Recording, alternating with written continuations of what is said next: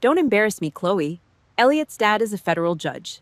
He holds real power, not like those grease-stained enlisted grunts in your cheap Navy ship belly.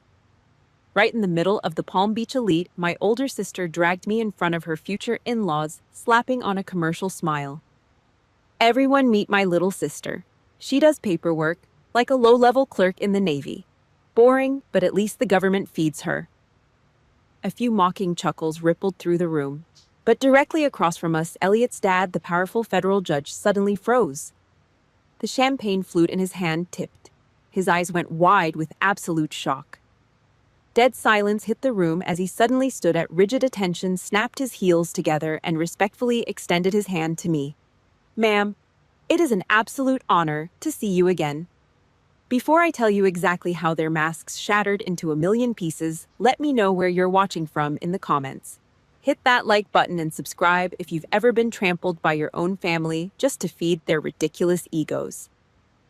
The mocking chuckles faded into the background noise of clinking crystal glasses and smooth, lifeless jazz. I did not flinch. I just stood there, back straight, shoulders locked, a perfect rigid parade rest right in the middle of a room that smelled like old money, stale arrogance, and cheap intentions. Talia stood next to me, practically suffocating me with a heavy, sweet floral perfume that cost more than a car payment. She wore a tailored silk gown that probably maxed out her third credit card of the year. I wore a gray, shapeless bargain bin dress she threw at my face exactly 2 hours ago. Pinned to my chest was a flimsy white plastic name tag. Chloe Carter, administrative clerk. I did not look at the crowd. I did not care about the rich housewives whispering behind their manicured hands. My eyes snapped to the right, exactly 6 feet away, Raymond and Vivian Carter. My parents. They were standing right there in the open. I watched my father's chest rise and fall beneath his rented tuxedo. He was breathing perfectly fine. His heart rate was not spiking. He heard every single word Talia just spit out. He heard his oldest daughter strip away my rank, my honor, and my 13 years of brutal military service, reducing me to a pathetic punchline just to get a laugh out of a room full of strangers. Did he step in? Did he clear his throat and tell the truth? No. He took a slow sip of his top-shelf bourbon. Then he offered a stiff, awkward nod to the crowd. He was playing along, backing up the lie to suck up to the Reynolds family, selling out his own flesh and blood for a temporary seat at a country club table. My jaw clamped shut so hard my teeth ached. A bitter metallic taste flooded my mouth. "Watch your back, miss." A waiter carrying a heavy silver tray of empty oyster shells shoved past me.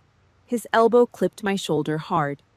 The cheap plastic name tag snapped off the fabric of my dress and clattered onto the cold Italian marble floor. The waiter did not even look back.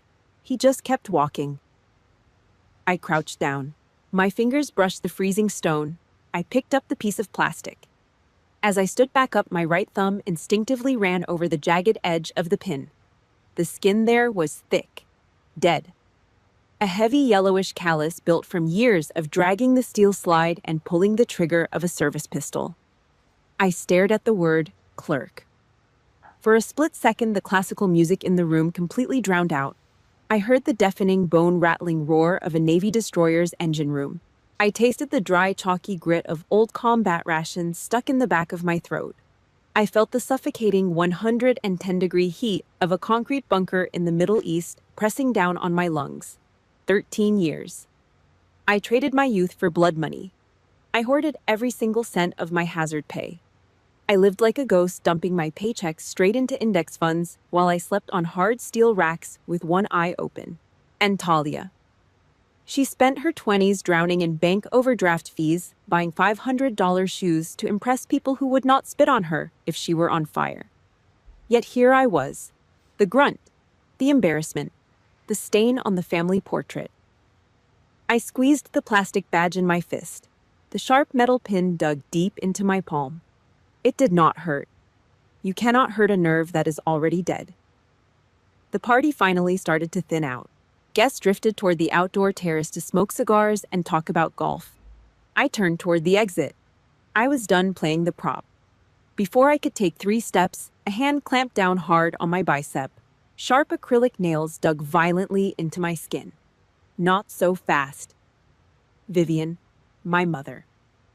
She yanked me out of the main room and into a dimly lit, narrow hallway near the coat check, out of sight from the people who actually mattered to her. She reached up and aggressively tugged at my collar, trying to straighten a wrinkle that was not even there. Her breath smelled of gin and fake peppermint. "Do not give me that look, Chloe," she hissed, her voice dropping to a harsh, desperate whisper. "Talia is marrying into real money tomorrow. The Reynolds family practically owns half this coast." I stared at her, blank, cold, just analyzing a threat. "You just need to be the backdrop for your sister tonight." She kept going, her eyes darting around the hallway to make sure no one was listening. "It is just a title. It is superficial stuff. Swallow your damn pride and take it. You owe her this. I owe her this." The words hung heavily in the stale air. 13 years of absolute radio silence. 13 years of zero phone calls. Zero letters while I was deployed in combat zones. But tonight I owed them my dignity so they could play pretend. She reached out, holding the plastic tag, ready to pin it back onto my chest like a brand. I did not argue. I did not scream. I did not waste a single breath trying to explain my worth to a woman who only saw me as a pawn. I just raised my left hand and swatted her arm away. Hard. Vivian gasped, stumbling back half a step, hitting the wall. Her eyes widened, completely shocked that the quiet little workhorse just bucked. I did not say a single word. I just turned my back on her and walked away. A silent execution. I headed straight down the corridor for the grand foyer. I needed air. I needed to get the hell out of this zip code before I did something that would require a cleanup crew. The front reception desk was completely empty. The host had abandoned his station to help bus tables in the back. I walked past the heavy mahogany wood. But out of the corner of my eye, something caught my attention. A thick, leather-bound guest book. It was sitting wide open under a small brass reading lamp. The master VIP list for tomorrow's main wedding event. I stopped, my boots planted firm on the expensive Persian rug. I looked down at the crisp ivory paper, black ink, bold letters, right at the very top of table number 1. Federal Judge Stephen Reynolds. I stared at the name. The ink seemed to burn right through the page. Stephen Reynolds, Miami. 10 years ago, the highly classified military tribunal. The man whose entire career and life I saved with a single stroke of my pen. In my head, a heavy mechanical click echoed loudly in the silence, like the safety lock snapping off a loaded sniper rifle. My parents thought they had me cornered. Talia thought she had buried me alive. They thought they owned the narrative, controlling the board like a cheap game of checkers. I looked up from the book. I stared at my own reflection in the dark glass of the front double doors. I did not cry. I did not break down. A slow, razor-thin smile stretched across my face. It was cold. It was dead. They had no idea who they just invited into their house. They handed me the shovel, and tomorrow they were going to dig their own graves. The name burned on the page. Stephen Reynolds. The safety lock in my brain snapped off. The smooth jazz music, the smell of expensive perfume, the hollow chatter of the Palm Beach Country Club. It all faded into dead static. Suddenly, I was not 32 anymore. I was 19. Breathing the damp, bone-chilling air of Portland, Oregon. 13 years ago. The old house. The dining room floorboard squeaked under a cheap-stained rug. The smell of burnt meatloaf, stale beer, and instant mashed potatoes hung heavy in the air. The American middle-class dream on a tight budget. Dad sat at the head of the table. He did not look at me. He looked at Talia. She was 22, blonde, fresh out of an overpriced liberal arts college with a useless degree paid for by a second mortgage. "You have the looks, Tally," Dad said, pointing his fork at her. He chewed with his mouth half open. "You are going to marry well. You belong in high society." Then he shifted his eyes to me. The warmth vanished instantly. He looked at me like I was a bad investment, a rusted-out car taking up space in his driveway. "You," he grunted, swallowing hard. "You are too stiff, too rough around the edges. No charm. Do the military thing. Hide in a cubicle, push paper, collect a safe government check. Just stay out of the way." I did not argue. I kept my back perfectly straight against the hard wooden chair. I cut a piece of dry meat. Put it in my mouth, chewed. The food tasted like sawdust. I forced it down, swallowing the massive lump of humiliation blocking my throat. Fast forward a few months. The night I got my O3 promotion, Navy Lieutenant. I spent 2 hours standing in the cramped, humid laundry room. The single overhead bulb buzzed like an angry hornet. The smell of a hot iron and heavy liquid starch filled the air, sticking to the back of my throat. I pressed my service dress white uniform until the creases were sharp enough to draw blood. I put it on. The fabric was heavy, crisp. It meant something. I had survived the screaming, the mud, the tearing down of my muscles. I earned this. I walked into the living room. Mom was slumped on the couch, a plastic cup of cheap boxed wine in her hand. A trashy reality TV show blared on the screen, casting a blue light across her tired face. I stood there, feet shoulder-width apart, waiting, just hoping for a nod.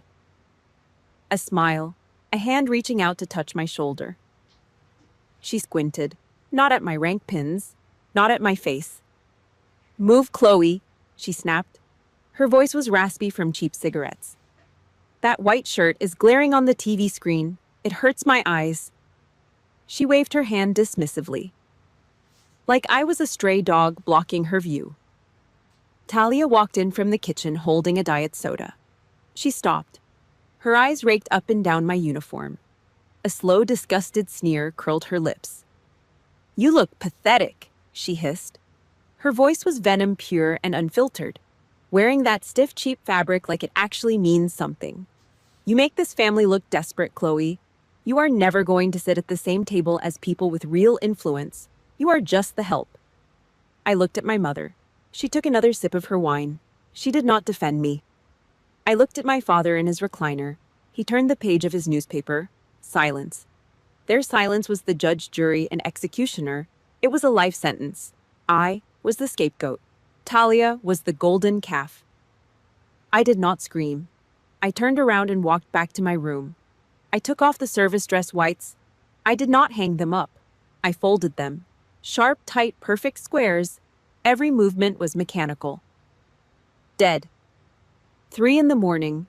The house was dead quiet. The damp Portland cold seeped through the cracked window, freezing the condensation on the glass. I pulled out a heavy green Marine Corps duffel bag. I shoved the uniform inside, added 3 pairs of socks, 2 shirts, my boots. I sat on the edge of my bare mattress. The room was dark. The shadows felt heavier than usual. I realized then that blood does not make a family. Blood is just an accident of biology. If you have ever felt completely invisible in your own home, if you have ever had your biggest achievements completely ignored by the people who were supposed to love you the most, do me a favor. Hit the like button, subscribe to the channel, and comment the word invisible down below. Let me know I am not the only one who had to pack their bags in the dark. I zipped the duffel bag. The heavy brass teeth grinding together sounded like a vault locking shut. I did not write a goodbye note. They did not deserve my handwriting.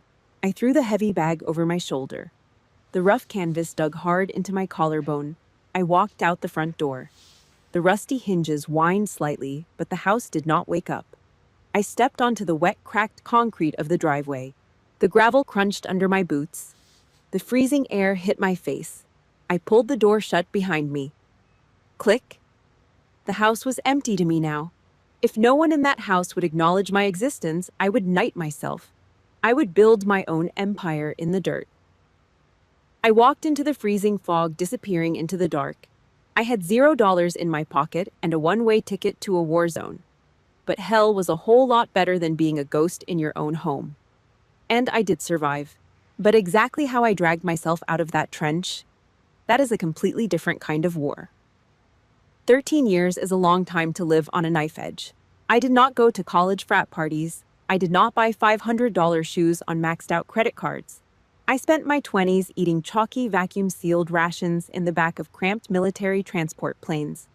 I slept on cracked concrete floors in the Middle East, where the temperature held steady at 110 degrees at midnight.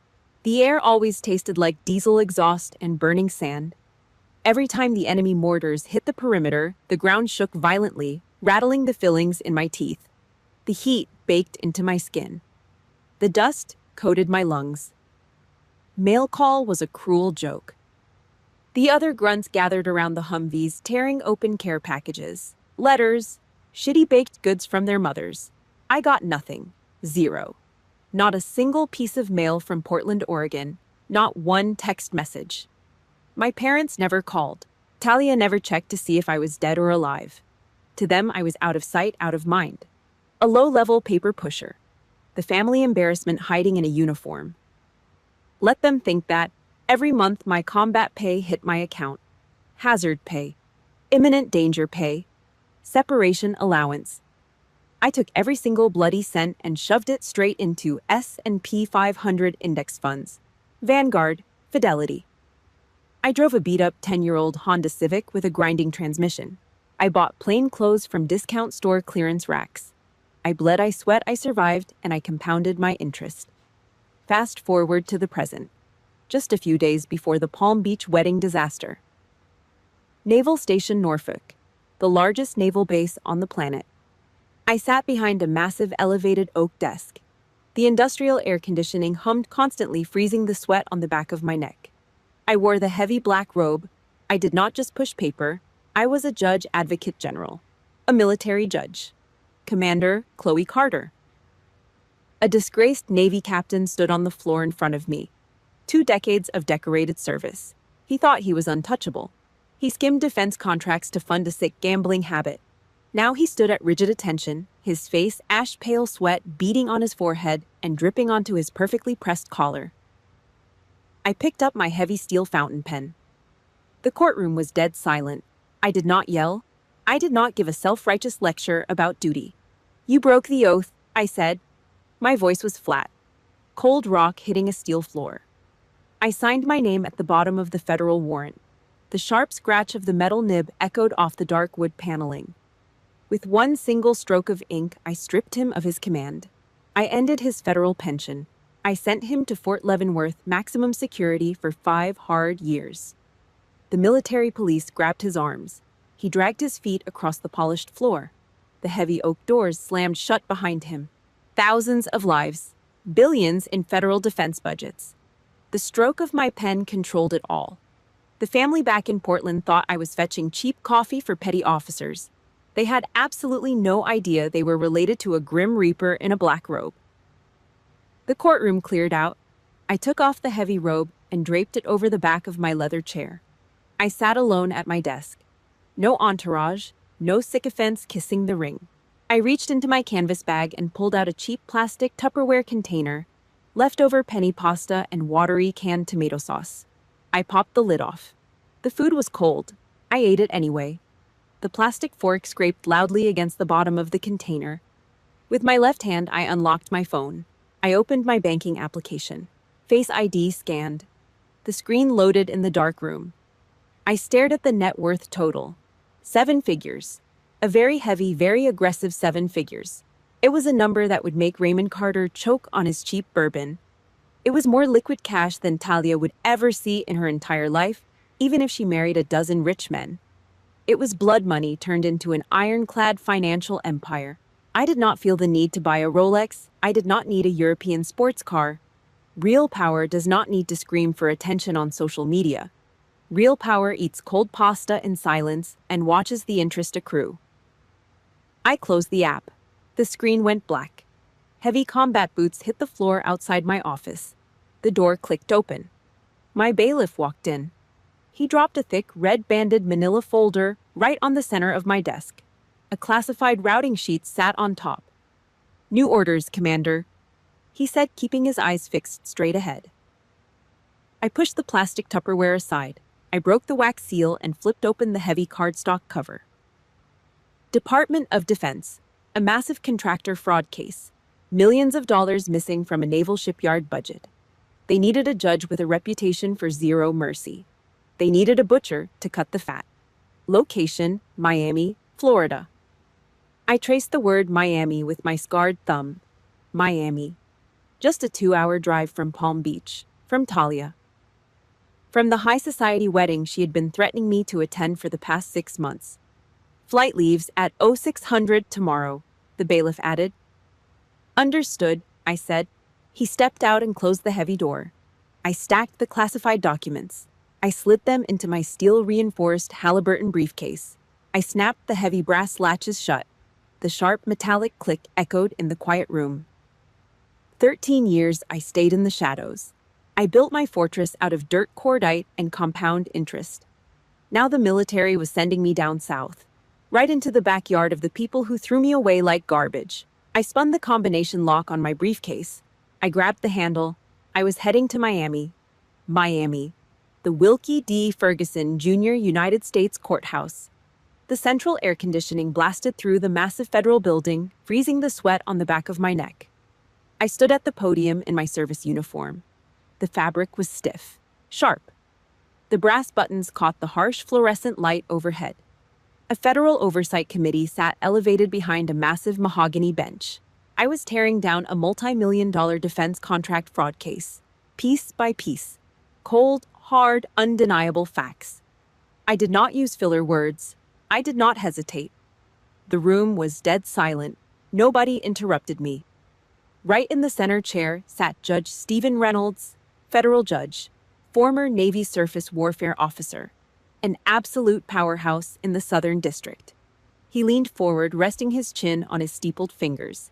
He tapped his right index finger against his knuckles. A slow rhythmic beat. His eyes cut through the quiet room. Cold, gray steel. They locked onto my face. I saw the exact microsecond the recognition hit his brain. His tapping stopped. His jaw tightened. He did not say a word, but the shift in his posture was deafening. 10 years. It had been exactly 10 years since I dragged his political career out of a shallow grave. The memory hit me hard. A cramped, windowless bunker in D.C. I stayed awake for 48 hours straight. My eyes burned bloodshot and stinging as I combed through thousands of pages of encrypted naval logs. A shadow faction was trying to frame Reynolds. I found the discrepancy. I saved his badge. While I was surviving on burnt coffee and adrenaline fighting for a good man's life, my burner phone had buzzed against the metal desk. Vivian, my mother. She did not call to ask if I was sleeping. She did not call to see if the military was treating me right. I pressed the cheap plastic phone to my ear and she just started screaming. She was furious because I refused to wire $500 so Talia could buy a designer dress for a sorority reunion. You are so selfish, Chloe. Your sister needs to make connections, and you are hoarding your little government checks like a greedy rat. You are useless. That was my blood family, screaming about a piece of silk while I was holding the line for the Constitution. Recess for 15 minutes. The head of the committee barked, slamming a wooden gavel against a sounding block. Chairs scraped against the marble floor. I packed my classified files into my briefcase, slow, methodical. Footsteps approached from my left, heavy measured strides. Judge Reynolds walked down from the bench. He moved past the prosecutor's table. He walked right by me. He did not stop. He did not extend a hand for the cameras. He did not make a scene. But as his broad shoulder brushed past mine, his voice dropped to a low, gravelly whisper, only loud enough for me to hear. The truth always finds its way, Commander Carter. I did not turn my head. I kept my eyes locked on my briefcase. I just gave a sharp, microscopic nod. That was it. The Lion's Code, no long speeches, no dramatic hugs. Just absolute, unwavering respect from a man who held the power to lock up billionaires. A man who respected me more than the people who shared my last name. I walked out of the courthouse and pushed through the heavy glass doors. The blinding Miami sun slammed into me. The humidity wrapped around my lungs like a wet towel. My encrypted phone vibrated in my pocket. I pulled it out. Admiral Hayes. I hit the green button. Sir. The committee just sent over the preliminary ruling. Hayes barked. His voice sounded like gravel grinding over broken glass, smelling faintly of cheap cigars even through the speaker. You gutted them, Carter. Flawless execution. Just doing the job, Admiral. The job here is done. Take 72 hours of liberty, he ordered. Go deal with your home front. Settle this wedding nonsense. And Carter... Yes, sir. Do not yield an inch to those people. I stood a little straighter on the sun-baked concrete. I never do, sir. The line clicked dead. A father figure. A real one. Someone who actually gave a damn whether I stood strong or crumbled. I walked 3 blocks to the train station. I bought a black bitter coffee from a street cart. I sat alone on a rusted metal bench watching the commuter rail cars idle on the tracks. It was quiet, the kind of quiet you earn. Then my personal phone rang, a shrill, obnoxious ringtone that cut through the heavy air. The screen lit up. Talia. I stared at the glowing letters, a toxic spill creeping back into my clean water. I swiped accept and pressed the phone to my ear. I did not say hello. You better be on your way, Talia snapped immediately. No greeting, just demands. The rehearsal dinner is tomorrow. If you show up late, you will completely humiliate me in front of Elliot's parents. Do not make me look like white trash just because you cannot afford a decent flight. I gripped the paper coffee cup. I squeezed. The hot liquid sloshed over the rim, spilling onto my knuckles. It burned. I did not flinch. I will be there, I said. Flat. Dead. Wear something that does not make you look like a grease monkey, she sneered. The line went completely dead. I slowly lowered the phone. I wiped the spilled coffee off my hand onto my dark trousers. A heavy Amtrak train blew its horn, the massive sound tearing violently through the humid evening air. The steel wheels shrieked against the tracks. I grabbed the handle of my Halliburton briefcase. The piece was over. I stepped onto the cold metal floor of the train car, heading straight for Palm Beach. I was walking right back into the minefield. The Florida sun was brutal. It glared off the hoods of 6-figure sports cars parked in the circular driveway, blinding and hot. The air was thick, heavy. The salty breeze from the Atlantic Ocean tried to push through, but it was completely choked out by the suffocating, sickly sweet stench of thousands of white orchids imported for the weekend. I stepped off the curb. My combat boots hit the hot asphalt with a heavy thud. I did not walk through the massive glass double doors of the luxury Palm Beach resort. I was not allowed to. Talia stood waiting for me by the side entrance, the service door, right next to the industrial kitchen exhaust fans blowing hot grease and bleach water into the alley. She wore oversized designer sunglasses and a silk blouse that cost more than a standard military paycheck. She tapped her foot, annoyed. Her eyes tracked me as I walked up. She scanned my plain dark trousers, my heavy boots, my steel briefcase. Her upper lip curled in pure disgust.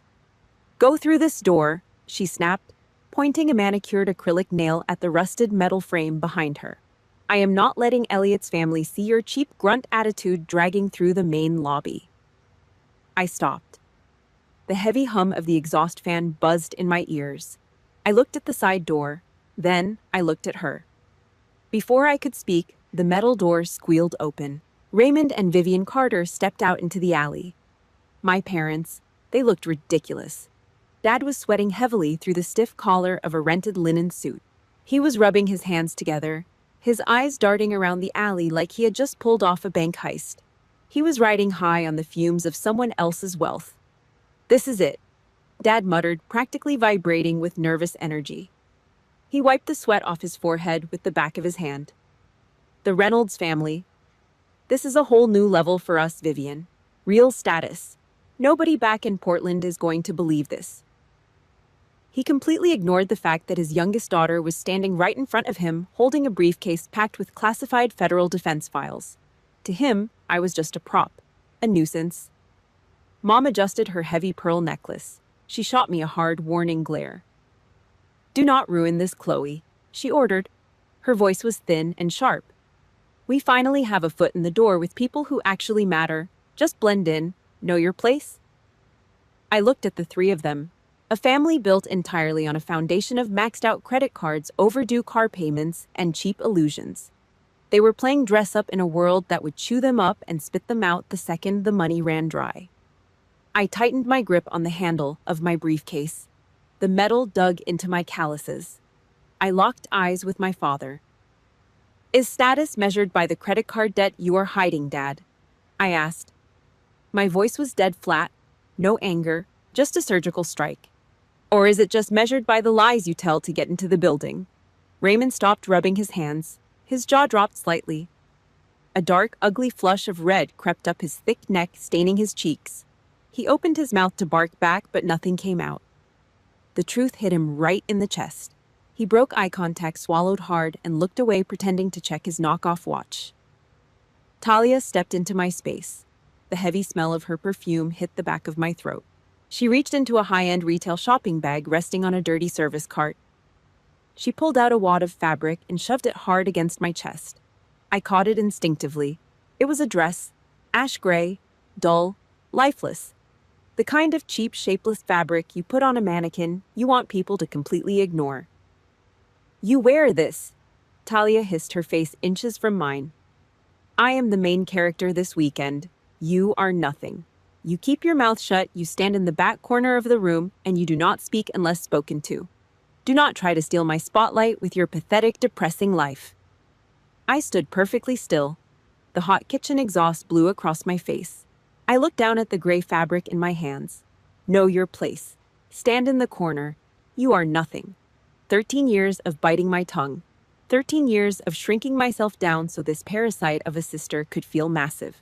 I survived IED blasts in the desert. I survived commanding officers screaming in my face. I brought corrupt generals to their knees in federal court. And here I was standing in a grease-stained alley, letting civilian frauds treat me like a stray dog. My right hand squeezed the gray fabric. Hard. I squeezed until my knuckles turned stark white. The thick blue veins in my forearm bulged against my skin. The fabric stretched, the cheap seams popping under the sheer force of my grip. I did not yell. I did not throw the dress back in her face. I raised my eyes. I looked right through Talia's expensive sunglasses, straight into her insecure, hollow eyes. The safety lock in my head was completely gone. "I will wear it," I said quietly. The words sounded like a loaded gun sliding across a glass table. "I will see you on the balcony tonight, Talia. Just you and me." I shoved past her, my shoulder slamming hard into hers, and kicked the heavy service door open. The countdown had started. The pre-wedding party was a masterclass in aggressive fakeness. I stood outside on the private balcony, swallowed by the heavy Florida shadows. Through the thick, floor-to-ceiling glass sliding doors, I had a perfect tactical view of the room. Inside, the lighting was a warm, expensive amber.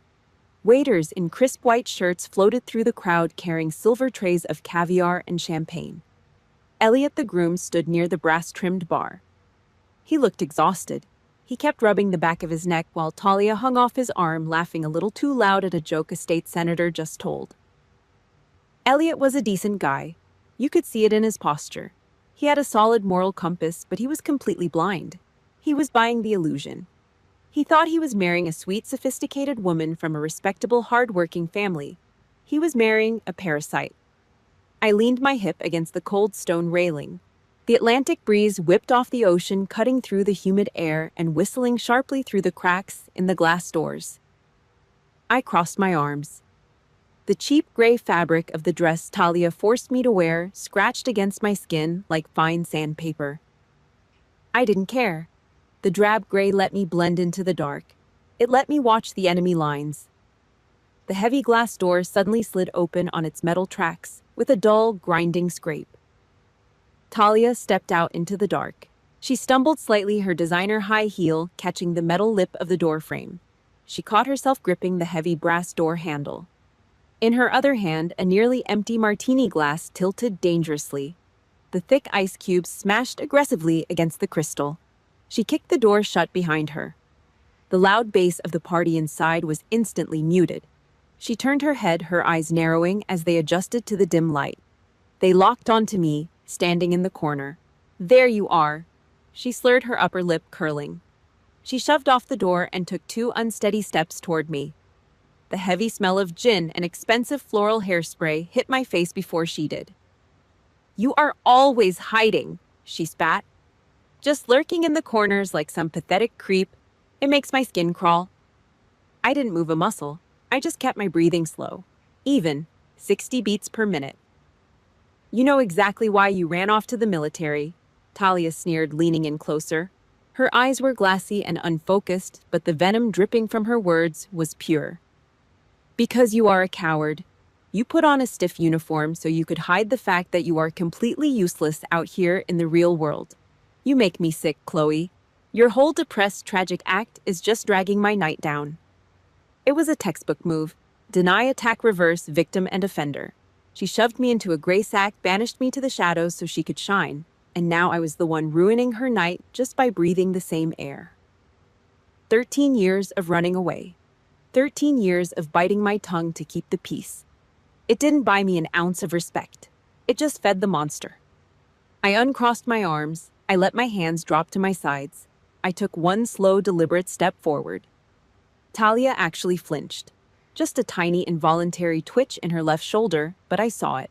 I locked my eyes dead onto hers. I didn't raise my voice. I didn't scream. When you know exactly where to slip the knife, you don't need to swing hard. I am not hiding, I said. My voice was a low, flat hum over the sound of the crashing waves below. I am observing. Talia swallowed hard, her knuckles turning white as her grip tightened on the stem of her glass. You don't hate me because I'm useless, Talia. I continued taking another slow step. I closed the distance until I was standing well inside her personal space. The temperature between us dropped to absolute zero. You hate me because you are terrified. You're crazy. She forced out a laugh, but it cracked right down the middle. You step on me. I said my words, hitting her chest like hollow point rounds. Because you know exactly what happens if these people actually look at me. If they see what I have built in the dark. If they see who I really am, your little circus act is over. You will never be the center of the universe again. Silence. Heavy, suffocating silence. The smug, arrogant mask on her face completely shattered. For a split second, the sheer naked panic bled through her eyes. I'd ripped the bandage off her deepest, darkest insecurity. Her jaw clenched tight. The panic twisted back into ugly, desperate rage. She raised her chin, trying to scrape together whatever fake authority she thought she had left. Tomorrow is my wedding, she hissed through her teeth. You better watch your back. You pull one stunt, you step out of line for 1 second, and I will destroy you. She spun around on her heel, nearly twisting her ankle on the concrete, and wrenched the sliding glass door open. She stormed back into the bright, loud room, leaving the door cracked behind her. If you have ever had to deal with a toxic family member who constantly gaslights you and plays the victim to cover up their own insecurities, you know exactly how exhausting this war is. Do me a favor right now. Hit that like button, subscribe to the channel, and comment the word enough down below. Let me know I am not the only one fighting this battle. I stood alone on the dark balcony. The wind picked up, whipping my hair across my face. I reached out and gripped the rough stone of the railing. I looked down at the tactical digital watch strapped to my wrist. 12 hours. The fuse was lit. The retreat was officially over. The hotel room was dead quiet. 6 in the morning. The only sound was the harsh hiss of hot steam spitting out of a cheap plastic iron. I stood over the ironing board. I pressed the heavy metal down on the drab gray dress Talia had thrown at me. Back and forth. Slow, deliberate strokes. I ironed exact razor-sharp creases into the cheap synthetic fabric. Muscle memory. The exact same way I prepped my combat uniform before a federal tribunal. The fabric smelled like burnt chemicals and cheap dye. I did not care. It was just armor. My encrypted phone sat flat on the edge of the board. The screen was illuminated in the dark room. I stared at the digital copy of the master guest list I had pulled from the hotel server.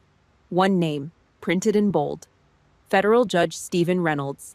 I did not need a physical weapon tonight. I did not need to plan a screaming match in the middle of a ballroom. I did not need to raise my voice to defend my own honor. The detonator was walking through the front door at exactly 7 o'clock tonight. All I had to do was stand perfectly still and let the blast wave hit. 7:30 in the evening. The grand ballroom was a massive, glittering circus of new money and desperate egos. The air inside was thick, suffocating. The heavy, sickening stench of butter-roasted lobster mixed with cheap cologne and spilled champagne. Hundreds of people packed into the room, their voices melting into a loud, obnoxious roar of fake laughter. The sharp clinking of silver forks scraping against expensive porcelain plates echoed off the high ceilings. I sat in the far back corner, right next to the swinging wooden doors of the service kitchen. Waiters bumped my chair every time they rushed past with heavy trays of dirty dishes. I did not move. My combat boots were planted flat on the floor beneath the hem of the gray dress. My spine was locked at a perfect 90-degree angle against the hard wooden chair. Shoulders squared, chin parallel to the ground, eyes scanning the perimeter. Pinned directly over my heart was the white plastic name tag. Chloe Carter, Administrative Clerk. Talia had slapped it on my chest an hour ago with a smug, satisfied smirk. People walked by my corner, rich housewives in tight silk dresses holding small dogs, arrogant men smoking expensive imported cigars. They looked at the drab gray dress. They read the cheap plastic tag. They snickered behind their hands, rolled their eyes, and kept walking. I let them look. I let them laugh. On a battlefield, you stand perfectly still in the trench to avoid catching a sniper bullet. In Palm Beach, you stand perfectly still to let the enemy empty their magazines before you return fire. Talia floated through the center of the room. She was holding a fresh glass of champagne surrounded by a group of older men in tailored suits. 2 of them were state senators, heavy sweating men with fake tans and expensive gold watches tightly squeezing their wrists. Talia spotted me sitting in the corner. Her eyes lit up with malicious joy. A predator seeing a wounded animal tied to a post. She steered the group of politicians right toward my chair. She stopped right in front of me, blocking my view of the room. "And over here," Talia said, raising her voice just loud enough so the neighboring tables stopped talking and turned to listen. She pointed her champagne flute straight at my face. "This is my little sister, Chloe. She works in the Navy. Doing the grunt work down in the hot belly of the ships. Just a little desk clerk filling out forms. The pay is absolute pennies, but somebody has to do the dirty work. Right." A few guests at the nearby tables laughed out loud. The 2 senators chuckled, a wet, condescending sound from the back of their throats. One of them looked down at me, his eyes filled with pure, unfiltered pity. "Good for her," the senator muttered, swirling the amber whiskey in his crystal glass. "Keeps her off the streets, I suppose." I did not blink. I did not break eye contact. I sat completely frozen in the chair. I analyzed my own pulse pressing against the veins in my neck. Steady, calm. Exactly 60 beats per minute. I was a ghost watching a room full of dead people playing with matches. Talia smiled, drinking up the attention and the laughter. She turned her back to me and led the politicians away, leaving me in the shadows by the kitchen doors. She thought she had won. She thought the public execution was over. She thought I was buried. Then the music stopped. The live string quartet in the center of the room abruptly ceased playing. The heavy gold-trimmed double doors at the main entrance of the ballroom violently swung open. The brass hinges groaned loudly in the sudden quiet. The crowd near the front immediately parted. They stepped back, clearing a wide path. Federal Judge Stephen Reynolds stepped into the room. He wore a tailored black tuxedo, but he moved like a battleship cutting through open water. His posture was rigid, imposing. The host of the party rushed forward, extending a hand to greet him. Reynolds ignored it. He did not shake hands. He did not smile. His sharp gray eyes swept across the massive ballroom. He was looking for someone. His gaze passed over the senators. It passed over Elliot. It passed over Talia, who was already fixing her hair and taking a step forward to introduce herself. Then, his eyes hit the dark corner by the kitchen doors. He stopped dead in his tracks. The entire room held its breath. The silence was absolute. Reynolds turned his body. His heavy leather dress shoes hit the marble floor. Clack, clack, clack. The sound echoed off the walls. He was not walking toward the bar. He was not walking toward the bride. He was walking straight toward the woman in the cheap gray dress. Judge Stephen Reynolds did not walk. He marched. Every step was a heavy, calculated strike against the polished marble floor of the grand ballroom. The crowd of state senators, real estate developers, and trust fund heirs parted immediately, falling back like dead grass under a heavy combat boot. The suffocating smell of butter-roasted lobster and heavy imported perfume seemed to evaporate in seconds. The air in the room grew cold, replaced by the sterile, crushing pressure of a federal courtroom. He did not look at the bar. He did not look at the bride. He stopped exactly 3 feet in front of my chair. The dark hidden corner by the swinging kitchen doors suddenly became the dead center of the room. Hundreds of eyes snapped toward the shadows. I stood up, slowly. I locked my knees. I kept my back perfectly straight. I looked past the cheap, shapeless gray fabric covering my chest. I looked past the white plastic badge that said Administrative Clerk. Reynolds did not look at the badge. He did not look at the ridiculous dress. He looked directly into my eyes. His jaw tightened. He snapped his heels together.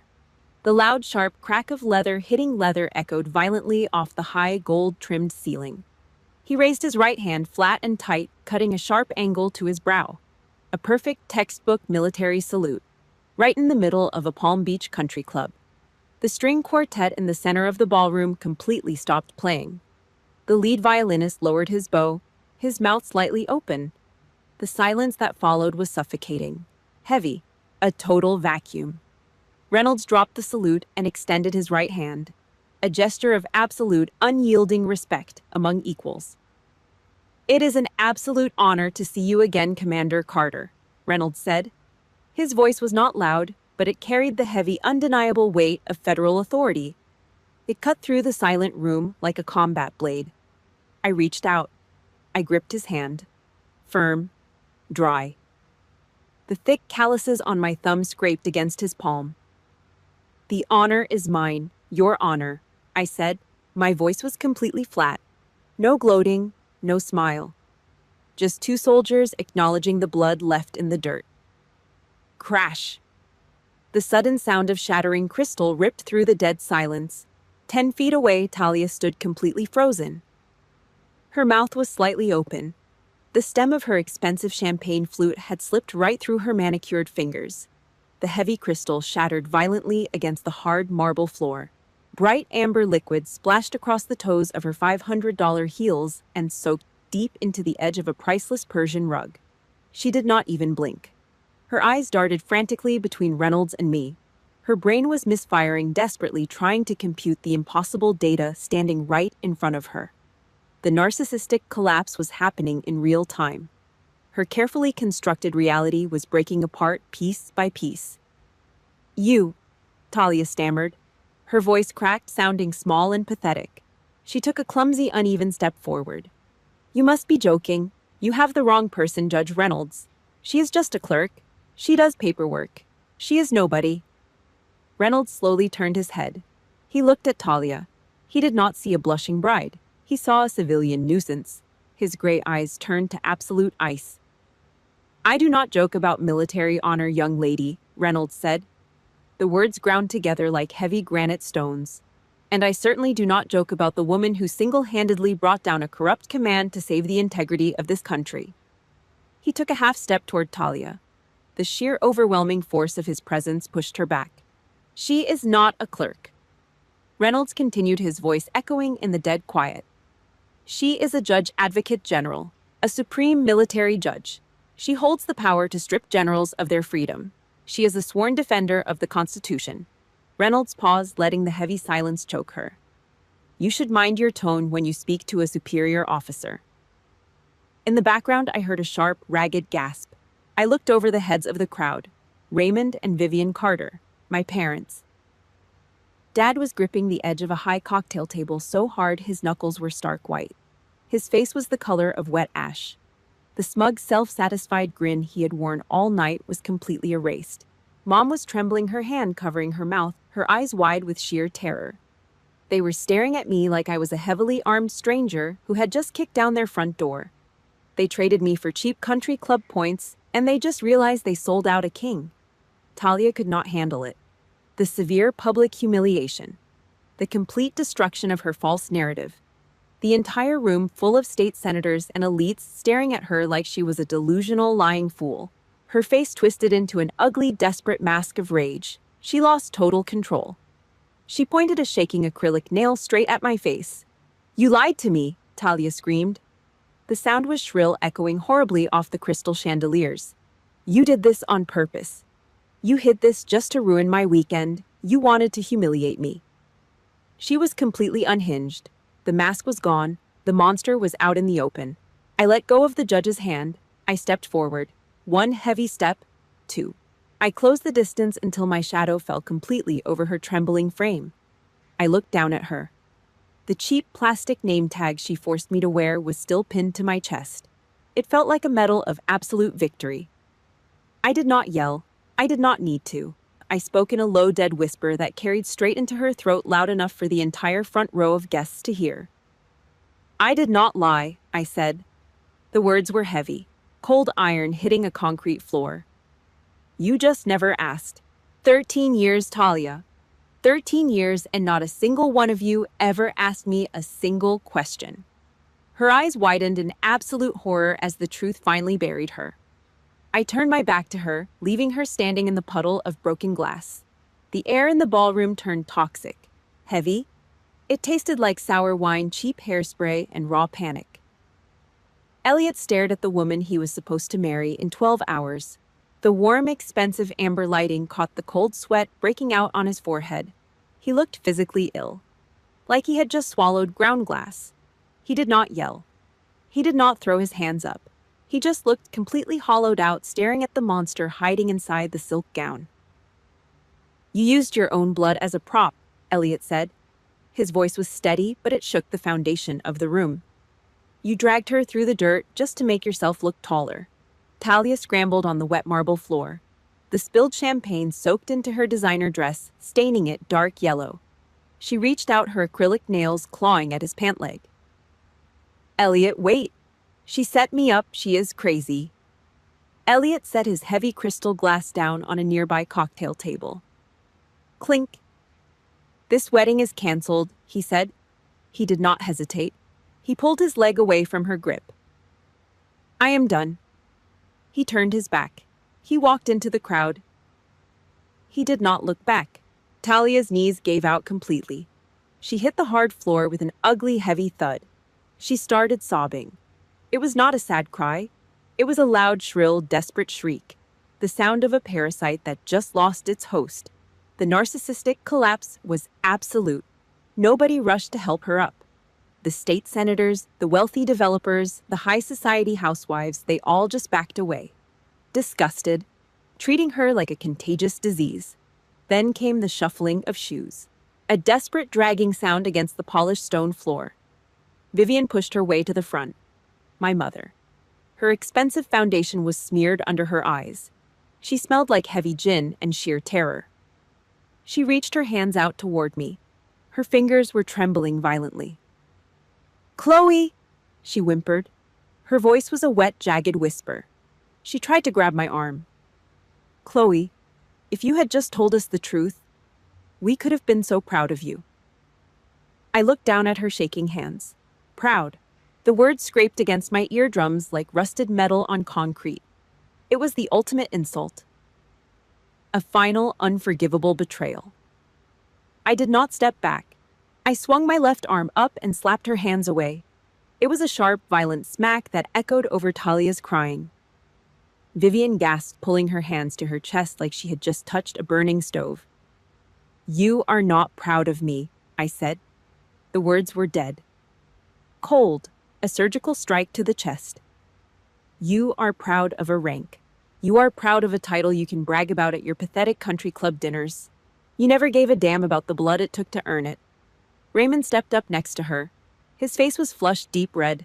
The thick veins in his neck bulged against his tight-rented collar. He pointed a thick finger at me. Now you listen here, Chloe. You do not speak to your mother. You will shut your mouth. Judge Reynolds did not shout. He just dropped the words like a 1,000-pound concrete slab. Raymond choked on his own breath. He took a fast, clumsy step backward, completely terrified of the man standing beside me. You do not get to claim her victories today, Reynolds said. His gray eyes drilled a hole straight through my father's skull. You left her to sleep in the dirt. You treated a decorated federal officer like garbage. You people sicken me. Raymond opened his mouth, but no sound came out. He looked down at the floor, the ultimate coward completely stripped of his fake armor. The psychological slaughter was over. The room was a graveyard of their own making. I looked at the three of them. I did not feel angry anymore. I did not feel sad. I just felt completely, totally empty. It was a clean, sterile void. The infection was finally burned out. I turned my body to face the judge. I locked my spine. I snapped my heavy boots together. The sharp crack of leather cut through the room, silencing the remaining whispers. "This area is no longer secure, Your Honor," I said. My voice was strictly operational, flat and professional. "Permission to withdraw." Reynolds looked at me. The hard iron lines around his mouth softened for a fraction of a second. He gave a single, slow nod. "Granted, Commander," he said softly. "Dismissed." I executed a sharp about-face. I faced the crowd. They parted instantly. Hundreds of high society elites scrambled backward, knocking into tables and chairs to get out of my path. They looked at me like I was carrying a live grenade. I walked down the center of the massive ballroom. I did not look back at Talia, crying in the broken glass. I did not look at my parents standing in the smoking wreckage of their fake empire. I kept my eyes locked straight ahead. I pushed the heavy brass handles of the front doors. They swung open, hitting the outside walls with a loud thud. I stepped out into the dark. The thick, salty air of the Atlantic Ocean hit my face. It was rough. It smelled like brine and heavy rain. I stopped by a heavy iron trash can near the valet stand. I reached up to my chest. I unpinned the cheap white plastic tag from the gray dress. I held it over the dark opening. I let it go. It hit the bottom of the empty metal bin with a hollow rattle. I turned toward the dark street, swallowed by the roar of the ocean waves, and never looked back. 1 week later. Naval Station, Norfolk. The rain came down in thick, heavy sheets. It slammed violently against the reinforced glass of my office window, blurring the massive gray warships docked in the harbor. The room smelled like damp wool, black ink, and cheap brass polish. I sat behind a massive oak desk. My spine was perfectly straight. My uniform was pressed flat. Everything in the room had a purpose. Everything was in its exact place. The heavy wooden door clicked open. Talia stood in the doorway. She was completely unrecognizable. The designer silk and the arrogant smirk were gone. She wore a cheap soaked raincoat. Her blonde hair hung in wet, heavy clumps across her face. Her expensive mascara was smeared down her cheeks, sinking into the deep lines around her mouth. She looked exactly like what she was. Empty, defeated. She stepped into the office. Her eyes darted around nervously. She looked at the heavy brass plaques bolted to the wall, the rows of framed military commendations, the heavy fabric of the American flag standing perfectly still in the corner. She saw the absolute, undeniable weight of real power. It crushed her. Her knees wobbled. She grabbed the edge of a leather guest chair to keep from hitting the floor. "Chloe," she choked out, a pathetic wet sound. "I lost everything. Elliot is gone. His family blacklisted us from the club. Mom and Dad will not even look at me anymore. I have absolutely nothing." She started sobbing, loud, ugly gasps echoing in the quiet room. She was expecting me to rush over, expecting me to fix it, expecting the old dynamic where she cried and I took the blame. I did not look up. I picked up a matte black fountain pen. I flipped open a classified personnel file. I signed my name at the bottom of the page. The sharp scratch of the metal nib against the thick paper was the only sound in the room, cutting right through her fake tears. I placed the pen down. Click. I finally looked at her. Dead center. "Do not patch up rot with lies," I said. My voice was a flat, cold line of steel. "Go find your actual worth." Talia stared at me. The finality of the words hit her like a physical blow to the chest. The manipulation failed. The victim card was declined. I was not her punching bag anymore. I was a wall of concrete she just crashed into. She lowered her head, turned around, and dragged her wet boots out of the office. The heavy door clicked shut behind her. 6 months passed. October. The brutal summer heat was replaced by the sharp, biting wind of the Atlantic coast. I sat at my kitchen counter, running a heavy whetstone over the steel blade of my combat knife. Shh, shh. Slow, measured strokes. The house was dead quiet. My phone buzzed against the granite counter. The vibration rattled loudly. Incoming call, Vivian Carter. I wiped the blade clean with an oily rag. I tapped the speaker button. "Chloe." My mother's voice chirped through the speaker. It was loud, too loud, a forced, desperate kind of bright. In the background, I heard the faint clinking of ice in crystal glasses, the low murmur of polite, wealthy conversation. The country club. I am busy, I said. Oh, it will just take a second. She rushed out, her voice pitching up specifically for the audience sitting around her. I'm sitting here with the girls from the golf committee. We just saw the Navy Times article about your promotion to the Pentagon. Sweetheart, I just had to call and tell everyone how incredibly proud we are of you. You are our shining star. I stopped wiping the blade. I stared down at the glowing phone screen.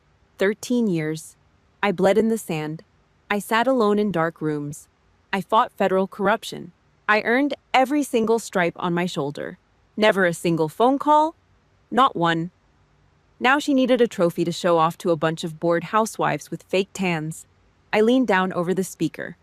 Call me back, I said, my voice dropping an octave cold enough to freeze the ice in her glass. When your pride does not need an audience of strangers to exist. I reached out and hit the red button. Beep. The connection died. The boundary was set. A permanent wall of solid iron. My screen lit up again. A text message. Elliot, thank you. 2 words. An acknowledgement that I saved him from stepping on a landmine. I stared at the screen for 2 seconds. I did not type a reply. I did not send a polite emoji. I swiped left. Delete. I walked over to the kitchen window. I held a thick ceramic mug of black coffee. No sugar, no milk, just bitter boiling heat. I took a slow drink, letting it burn the back of my throat. Outside, the autumn wind whipped violently across the naval yard. The heavy fabric of the American flag snapped against the tall steel pole. A sharp, aggressive sound cutting through the morning air. Down below on the wet asphalt, a fresh platoon of recruits marched past. Their heavy boots slammed into the ground in perfect unison.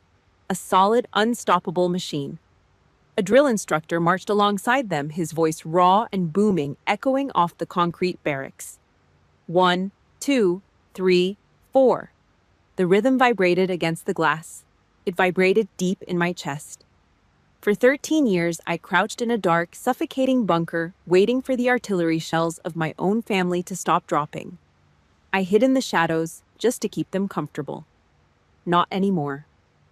I took another slow sip of the black coffee. I looked out over the massive gray hulls of the warships docked in the harbor. I owned the high ground now.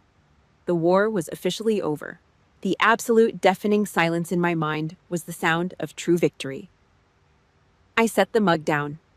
If you enjoyed this story, please hit the like button, leave a comment below, and subscribe to the channel. Thank you for listening, and I will see you in the next one.